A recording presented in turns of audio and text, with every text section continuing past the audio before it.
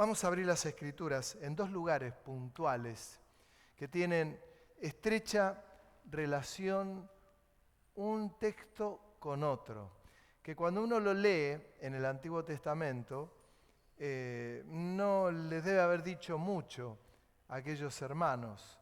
Hablo del libro de Amós, que fue escrito cerca del año 750 antes de Cristo. Y lo que tenían los profetas es que daban una profecía, y como ocurrió con Isaías, ¿no? Cuando habla en Isaías capítulo 53 del Cordero de Dios, del sufrimiento del Mesías, de lo que iba a padecer. Lo dijo 700 años antes de Cristo. Imagínense, lo tomaban como palabra de Dios, no sabían cuándo iba a ocurrir, pero ocurrió 700 años después. Con Amós ocurre lo mismo, con una profecía que él da en el capítulo 9, en el versículo 9, donde él dice, desde el versículo 9, porque aquí yo mandaré y haré que la casa de Israel sea zarandeada entre todas las naciones, como se zarandea el grano en una criba, y no cae un granito en la tierra. Espada a espada morirán todos los pecadores de mi pueblo, que dicen, no se acercará ni nos alcanzará el mal. En aquel día yo levantaré el tabernáculo caído de David y cerraré sus portillos y levantaré sus ruinas y lo edificaré como en el tiempo pasado. Es decir, levantaré el tabernáculo de David que está caído. Y uno dice, ¿por qué no el tabernáculo de Moisés? Porque el tabernáculo de David, ahí había culto. Había músicos, había cantores. Imagínense que David fabricaba, inventaba instrumentos. Qué loco, ¿no? Que lo daba todo, lo dio todo. Y dice, en los postreros tiempos restauraré el tabernáculo de David que está caído. Y da un motivo para qué. Dice, para que aquellos sobre los cuales es invocado mi nombre posean el resto de Edom. A todas las naciones, dice Jehová, que hace esto. Cuando les habla de Edom, aquellos interpretaban, porque eran lugares a tomar, a conquistar, que habían sido prometidos por Dios. ¿Está bien acá? Pero cuando les da esta profecía siempre por lo mismo. ¿Qué era siempre lo mismo? Que el pueblo se alejaba de la presencia de Dios. Dejaban a Dios, se hacían símbolos de idolatría, les adoraban, miraban los dioses que tenían otras naciones paganas, los tomaban como sus dioses. Era terrible. Era una cosa. Y les habla Dios a través del profeta Amós, diciéndoles, en los postreros tiempos restauraré el tabernáculo de David que hoy está caído. Claro, no había nada de lo que había. Una gloria extrema, maravillosa. Había algo tan fuerte, tan grande. Tal era, hermanos, escuchemos esto, el corazón de David, que cuando él le quiere hacer templo a Dios, él dice, no puede ser que yo tenga esta casa tan lujosa que me dio el Señor, que haya tanta prosperidad por todos lados y que el Señor esté habitando en un lugar tan pequeñito, tan insignificante. Le voy a hacer un templo. Y se lo dijo al profeta.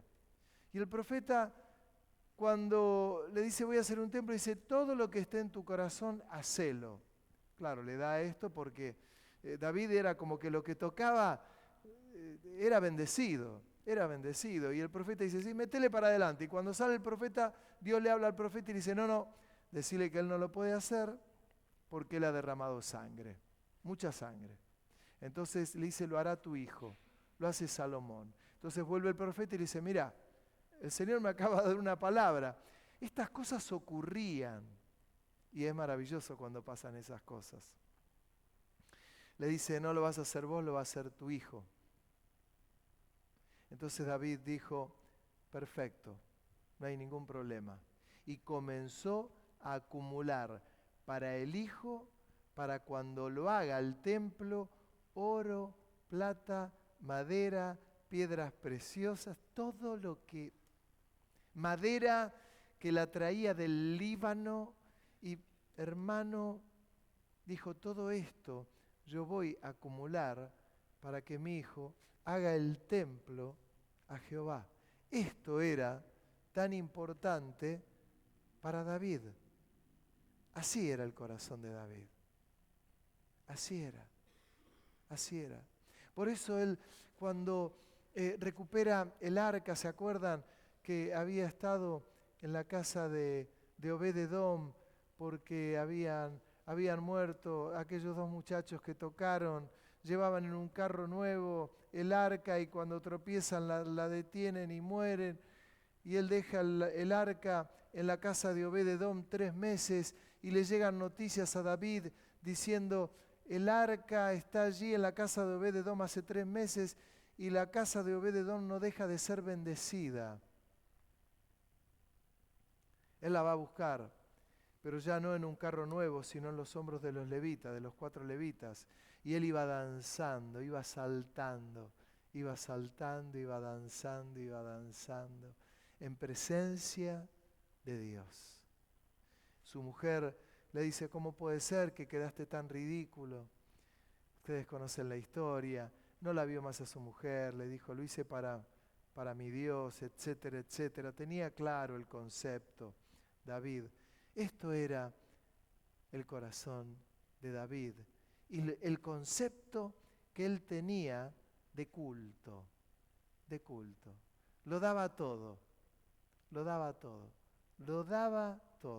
Ahora miren lo que dice en Hechos de los Apóstoles, capítulo 15, versículo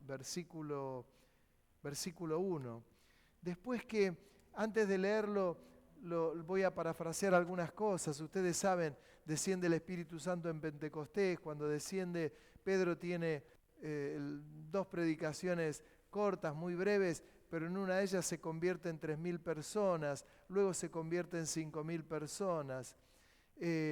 Comienza a haber un avivamiento notorio, tremendo, milagros, sanidades, conversiones, cosas muy fuertes, pero todo dentro de los judíos. Era esto lo que ocurría. Hasta que ocurre lo que ustedes saben, Cornelio tiene una visión, mándalo llamar a Pedro, que va a venir, que Pedro tiene una visión, que le banja un lienzo, tenía hambre y le dice, mata y come, y él dice, no, nada inmundo ha entrado en mi boca, no llames inmundo lo que yo he lavado, le dice el Señor. Esto ocurrió un par de veces. Luego lo manda a llamar Cornelio, que era un gentil como nosotros. Pedro va, mientras le predica el Evangelio, reciben el bautismo del Espíritu Santo y comienzan a hablar en lenguas. Pedro los bautiza, dice, yo no entiendo qué pasó acá, son gentiles. A Pedro se le armó un lío bárbaro porque cuando tuvo que volver tenía que explicar cómo era que se había atrevido a predicarle el Evangelio a los gentiles. Entonces él con con humildad, pero con carácter, les dice, miren, yo predico el Evangelio y mientras estoy predicando el Evangelio, porque tengo una visión, voy donde el Señor me dijo, desciende el Espíritu Santo, ¿qué podía hacer yo? Y ahí se callan todos, nadie dice nada. El tema está que siguen ocurriendo cosas y acá en el capítulo 15 ocurre exactamente lo mismo, casi con el mismo tema, porque comenzaron a decirle a Pedro, pero no solamente a Pedro, a Bernabé, a Pablo, ¿cómo puede ser esto? Si el Evangelio es nuestro, es de los judíos. Los fariseos estaban algunos agarrados de la cuestión porque decían esto así no puede ser. Escúchame, está bien, lo aceptamos, pero los que vengan los tenemos que circuncidar, tienen que reconocer toda la ley, querían darle todo el peso de la ley. Y Pedro y todo el mal dice, escúchenme una cosa, esperen un poquito, ni nosotros ni nuestros padres pudieron con todo esto. Y nosotros le vamos a dar el peso de toda la ley para que la lleven. ¿Y qué hacemos con el jamón? ¿Se dan cuenta? Y así era todo. Y así era todo. ¿Y qué hacemos con esto? ¿Qué hacemos con lo otro? Y dice, escúchenme, vamos a hacer algo. Esperen un poquito porque nosotros no pudimos llevar la ley. No pudimos. Nuestros padres tampoco. Nuestros padres tampoco. Y ahora me meto en el centro porque dice, entonces dice, capítulo 15, versículo 1, algunos que venían de Judea enseñaban a los hermanos, si no circuncidáis conforme al rito de Moisés, no pueden ser salvos. Imagínense, le decían a los gentiles, si vos querés ser salvo, Pedro, circuncidate. Johnny, Nico, no, Germán, Ángel, Ricardo, Fernando, ¿querés ser salvo? Circuncisión. Comés jamón, te vas al infierno. Y es así, es así. Dice, como Pablo y Bernabé tuviesen una discusión y contienda no pequeña con ellos, ¿qué interpretan ustedes por eso? Como Pablo y Bernabé no tuvieron una discusión no pequeña, le dijeron, ¡cállense la boca! Tuvieron una discusión no pequeña. Porque si hubiera pequeño hubiera dicho Pablo y Bernabé, hubiera dicho, bueno, miren hermanos, les dice, ¡enmudezcan! Les debe haber dicho. ¿No se dan cuenta que el Espíritu Santo acaba de descender entre los gentiles? Wow.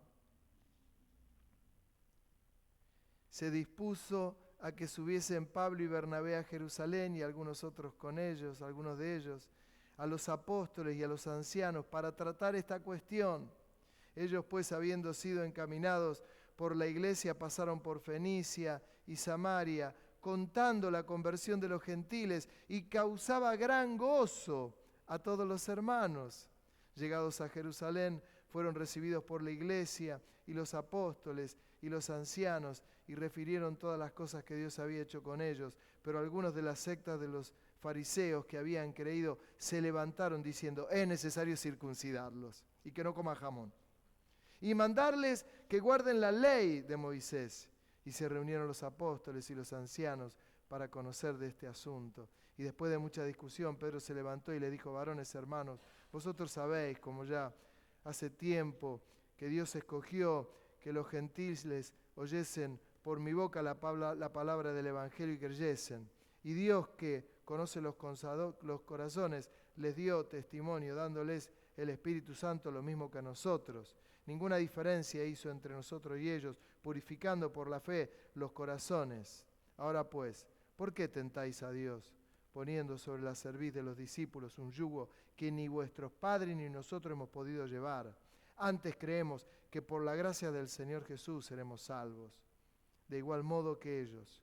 Entonces toda la multitud cayó y oyeron a Bernabé y a Pablo, que contaban cuán grandes señales y maravillas había hecho Dios por medio de ellos entre los gentiles.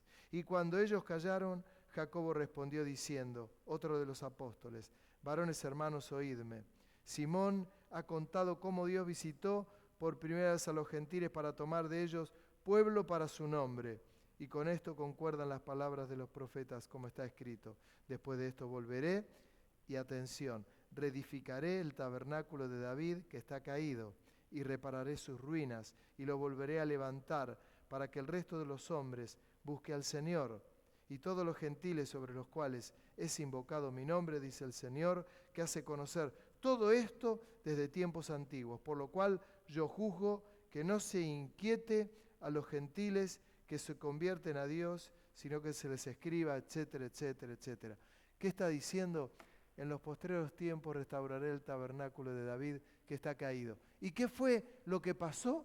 Había llegado el tiempo, después de la profecía de 750 años, que fue dada. Llegó. Hermano, todo llega. ¿Todo llega? Todo llega. Todo llega. Y llegó. Un día va a pasar lo mismo con la venida del Señor. No, y no llega, ahí no llega, ahí no llega. Y un día vino. Y un día viene. Y le veremos. Y va a ser glorioso. Es más, la esperamos. Pero el tabernáculo de David fue restaurado. ¿Cuándo? En el mismo momento, perdóneme que lo diga, en el mismo momento que Cornelio recibe el bautismo del Espíritu Santo, en el mismo momento que ellos y toda la familia se bautiza y se revoluciona todo, ahí el tabernáculo de David comenzó a ser restaurado para que todos los hombres, que es lo que dice en Amós, busquen al Señor. Ya no los judíos, todos los hombres. Es decir, que estamos en el tiempo de la gracia, chocolate por la noticia, pero estamos en el tiempo donde los hombres estamos y mujeres estamos para buscar a Dios. No estamos para tonteras. No estamos para perder el tiempo. No estamos para entretenimientos. No estamos para cosas raras. Estamos para buscar a Dios. Y como buscamos a Dios, lo buscamos y lo encontramos. Lo encontramos. Lo que hay que saber valorar es lo que ocurría en el tabernáculo de David, que había fiesta, que había alabanza, que había adoración, que había exaltación, que había proclamación de su nombre, que había lo que nosotros decimos hoy, Dios es soberano, Él hace como quiere y a Él le vamos a alabar y adorar siempre, siempre. En el culto de la mañana, cuando comenzamos el culto, yo les decía a los hermanos, miren, vamos a alabar a Dios. Yo no sé si vamos a adorar a Dios, yo no sé, no lo sé, vamos a ver a dónde nos lleva el Señor.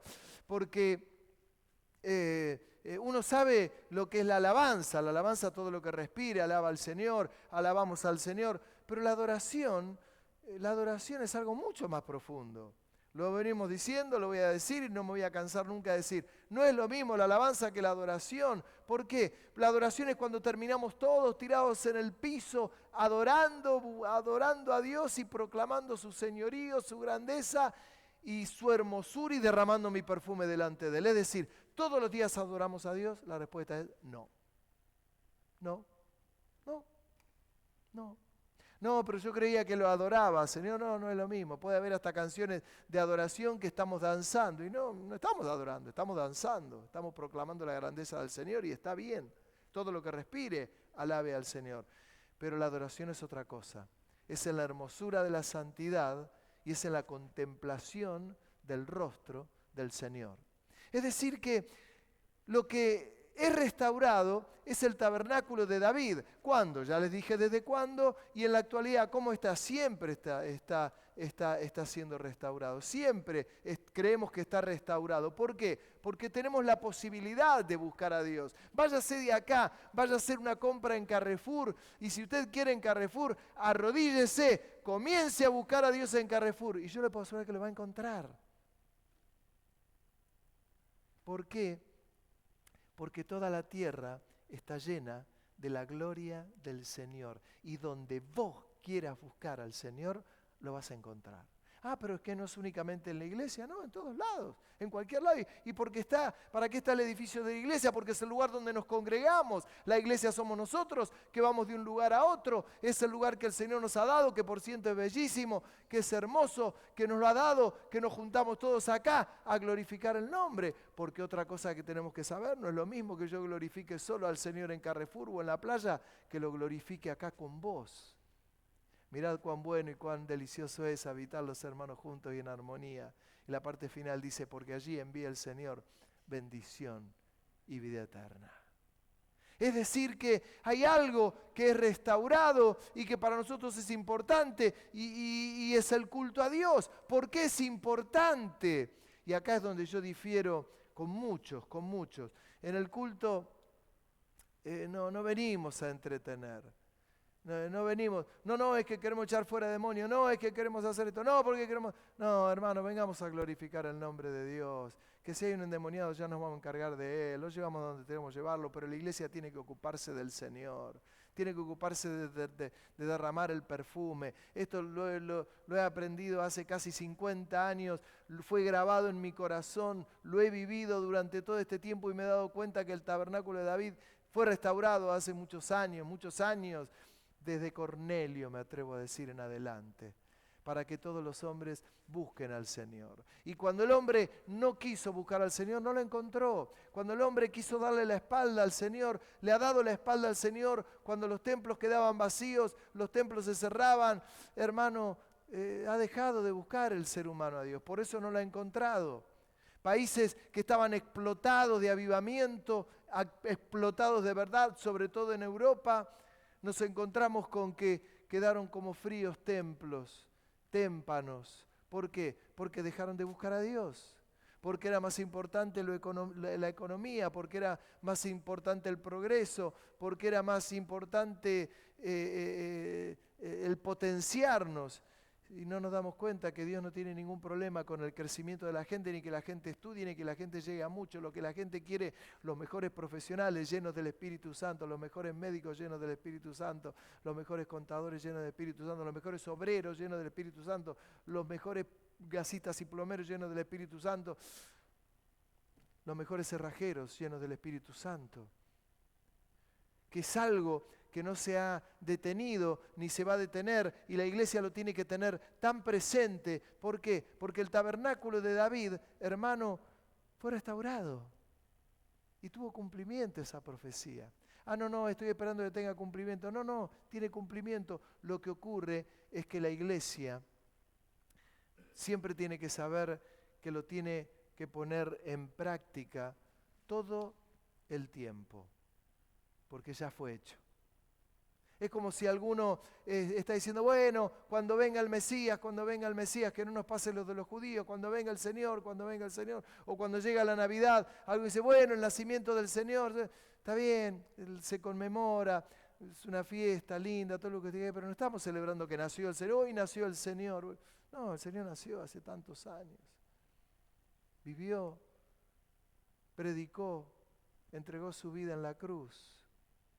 Y ya no es una fecha, lo importante es todos los días. ¿Por qué? Porque el tabernáculo fue restaurado. Pero esto es algo, son vivencias que hay que vivirlas, que hay que experimentarlas. ¿Por qué? Porque en este tabernáculo de David, que es lo que tiene que ocurrir en la iglesia contemporánea, quiere decir de este tiempo, es que tenemos que imitar a David. ¿Para qué? Para que haya un culto vivo.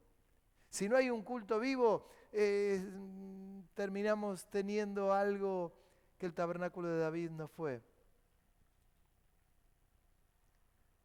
El tabernáculo de David no fue restaurado. Lo fue restaurado, sí, tenemos la teoría, pero en la práctica no. ¿Por qué? Porque hay que ponerlo. Es la vida. A la mañana, cuando comenzábamos el culto, yo les decía, pongamos nuestra vida como un leño en el fuego. Los que tienen salamandra saben lo que se refiere. Abre la puertita a la salamandra y me pone un tronco. ¿Para qué? Para que no se apague. Pone otro tronco y el fuego está encendido. En la actualidad pasa lo mismo. No es la cantidad de gente, hermanos, es la disposición de corazón. Es la disposición de corazón. Es la entrega, es la entrega. Es el lugar que Dios nos ha dado en este culto, para tener este culto que le damos, pero para buscar a Dios. Buscar a Dios. Que cuando nos vamos de cualquier lugar donde hay culto, uno se tiene que ir con la palabra de Dios. ¿Qué se predicó? ¿Cuál fue la predicación? ¿Cuál fue el centro de la predicación? ¿Cuál fue? ¿Cuál fue? ¿Qué es lo que nos enseña la palabra? ¿Qué es lo que nos enseñan en el lugar donde estamos? ¿Qué es lo que nos enseñan?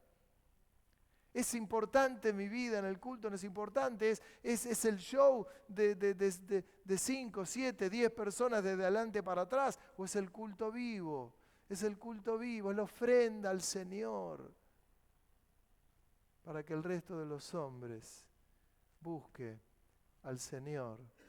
Me gusta aquel texto de Pablo, lo voy a parafrasear, cuando dice, y entrará un incrédulo, y en el lugar habrá profecías, y el incrédulo se sentirá descubierto por las profecías, porque se está revelando lo que hay en su vida. Eso es tremendo. Se imagina a alguien que llega nuevo y que uno no lo conoce, y en medio de un culto alguien dice, así dice el Señor, hoy vendrá alguien que vendrá en esta situación y en esta situación y con aquello otro, y veremos que la gente caerá de rodillas, porque verá que su vida casi queda al descubierto en la presencia de Dios.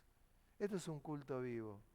Esto era lo que sabía hacer David, y lo hacía a la perfección. Por eso el tabernáculo de David será restaurado. El tabernáculo que está caído.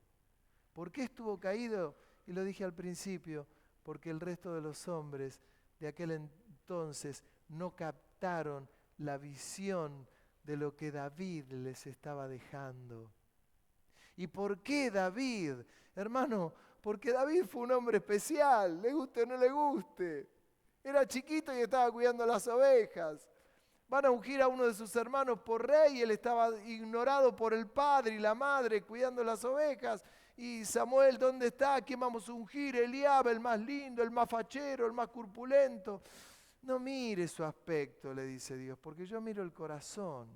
No es. Y vino el otro, y vino Sama, y vino el otro, y no era, y no era. Estos son todos los hijos. No, tengo uno en el campo, tráelo, porque no vamos a comer hasta que no venga. Y cuando lo vino, Dios le habló y le dijo, es este, ungilo, tomó el aceite, lo volcó en la cabeza. ¡Tra! ¿Y a dónde se fue de ahí después David? A cuidar las ovejas. Pero ungido. Esto, alguno puede decir, que pastor, yo no fui ungido. No, es verdad, no fuiste ungido, solo fuiste lavado por la sangre de Cristo. Solo fuiste perdonado por la sangre de Cristo, es verdad. Solo Jesús entregó su vida por ti. No, no fuiste ungido con aceite. ¡Más! Y nos hizo sus hijos, sus amados, sus escogidos, sus preciosos, su tesoro. Cuántas palabras hermosas que el Señor pone sobre nosotros, la iglesia del Señor. ¡Qué maravilla! ¡Qué maravilla! ¡Qué maravilla! ¡Qué maravilla! Y gloria a Dios, y gloria a Dios, y gloria a Dios. Ya no es que no tengo muchas ganas de alabar al Señor porque vio pastor, me llegó la boleta de luz y entonces no, deje la boleta de luz allá, cuélguela. Ya verá cómo lo paga, pero cuando viene le da al César lo que es el César y a Dios lo que es de Dios, y le da toda la gloria, toda la honra y toda la exaltación, porque Él la viene a buscar cada culto. Cada culto, cada culto. Esto mismo estamos enseñando en la iglesia incipiente, pequeñita, en Tandil. Chiquitita, 6 hermanos, 7 hermanos, 8 hermanos del lugar, pero les estamos enseñando, este es el camino, este es el camino. Ah, no es aquel otro, porque nosotros venimos a otra iglesia donde nos enseñaban esto y nos enseñaban aquello otro. Y no era lo importante la presencia de Dios. No es lo importante la presencia de Dios. Es lo que le doy al Señor.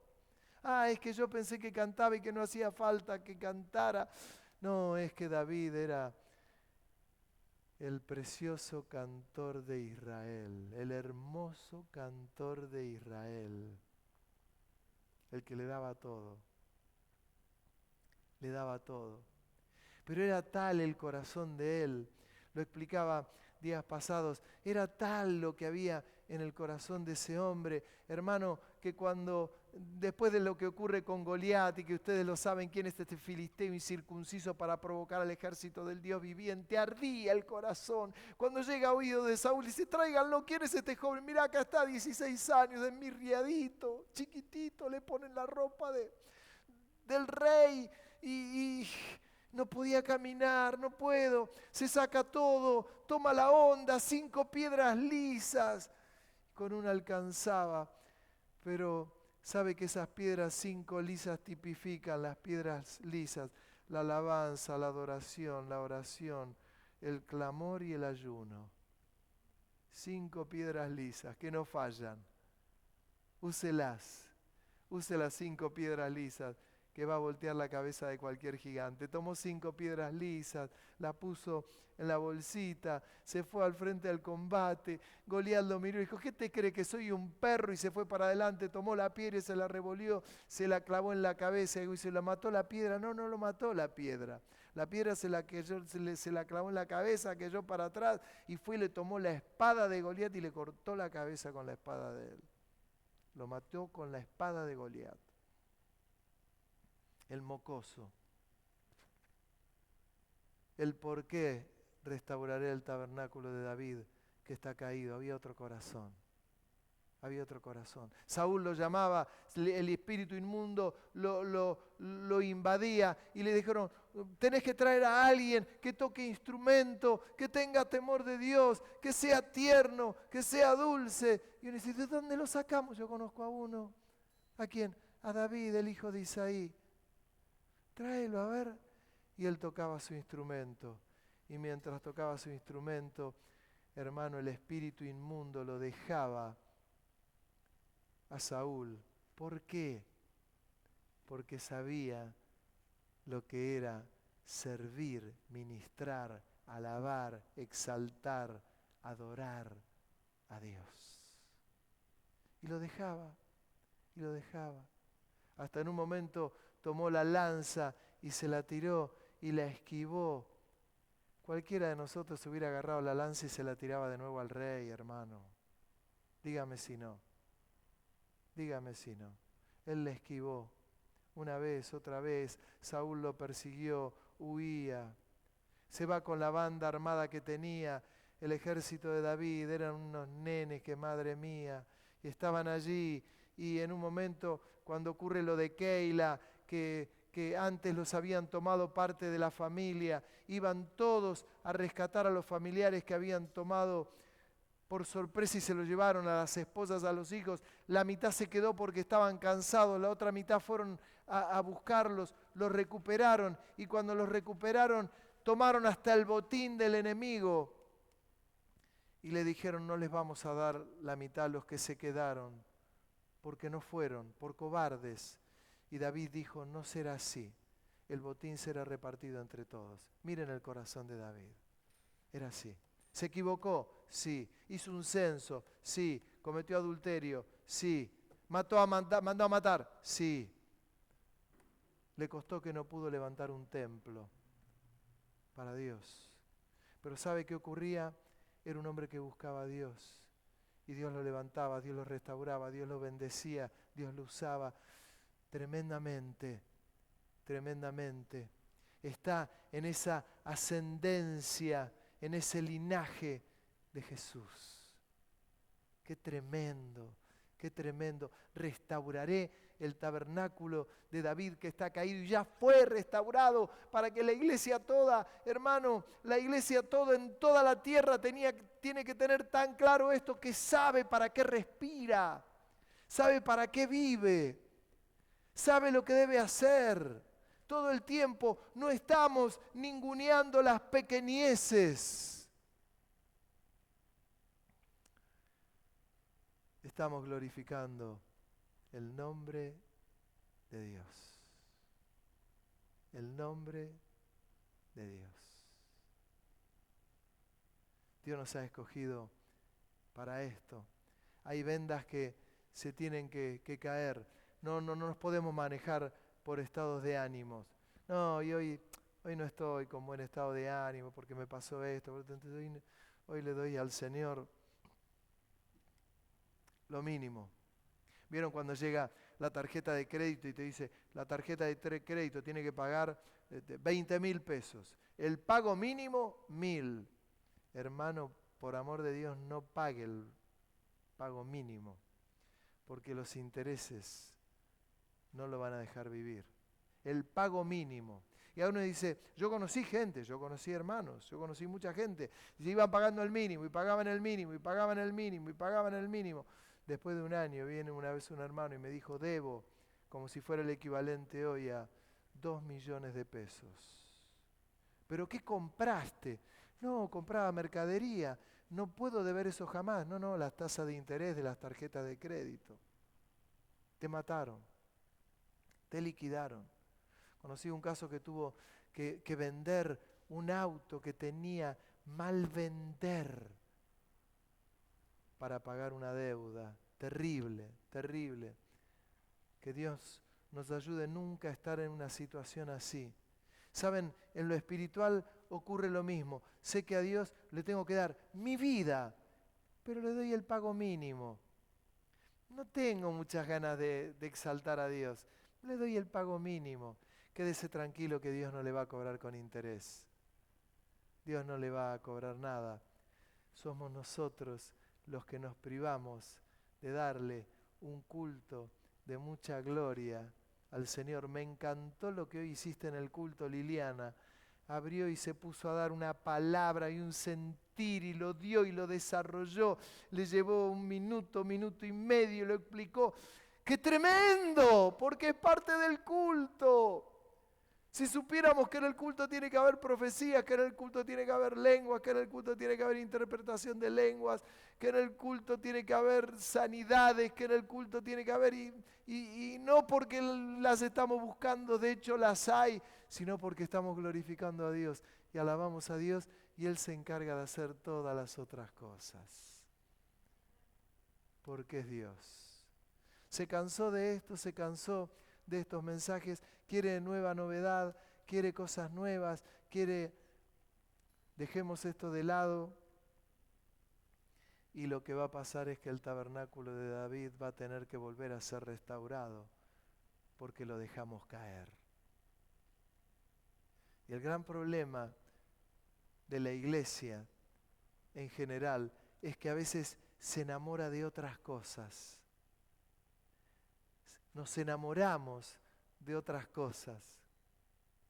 Nos enamoramos de otra cosa más llamativa y levantamos la cabeza a ver qué hacen en aquel lugar, a ver qué hacen en aquella iglesia, y a ver qué tienen allá, y a ver cómo hacen, y a ver cómo ponen las mesas de esta manera, y a ver cómo hacen. Y no nos damos cuenta que automáticamente uno tendría que venir a este lugar a buscar a Dios y a darle toda la gloria. Lo demás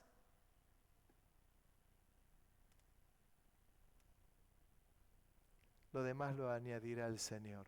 Busca primeramente el reino de Dios y su justicia, y las demás cosas serán añadidas.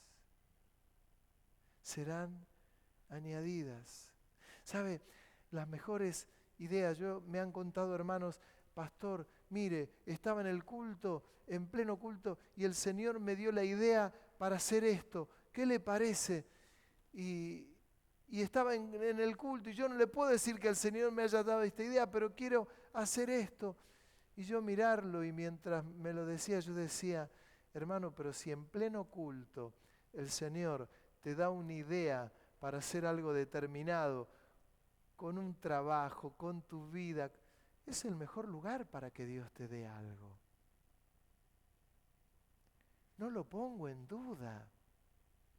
Imagínense la iglesia alabando a Dios, las vidas alabando a Dios y Dios revelándose y mostrándose a los hermanos para hacer una cosa u otra.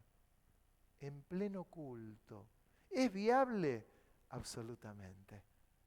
Porque para Dios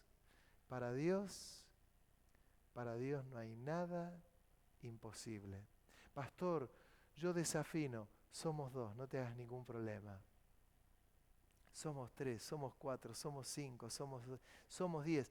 No importa.